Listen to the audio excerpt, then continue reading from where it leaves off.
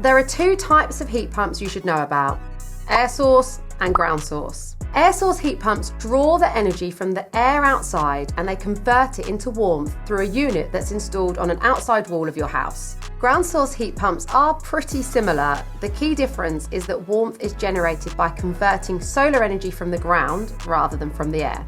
They do this through a continuous loop of underground pipework that contains refrigerant fluid, which then heats up, travels to your radiators and warms your home. So, are they any good? Well, the UK government certainly thinks so. In fact, they are offering £5,000 through something called the Boiler Upgrade Scheme, which is a grant designed to support heat pump installation. This scheme runs from April 2022 through to 2035, so you have plenty of time to apply if you're eligible. Whilst it's clear that heat pumps have some plus points, it's equally important to consider the drawbacks. Without doubt, the biggest disadvantage of heat pumps is the cost. And whilst there are grants available to cushion the financial hit, upfront installation is going to cost you. If you're wanting an air source heat pump, you're looking at £9,000 to £11,000, depending on the size of your property. For ground source heat pumps, you're looking at around £14,000 to £35,000 due to the mammoth task of installation.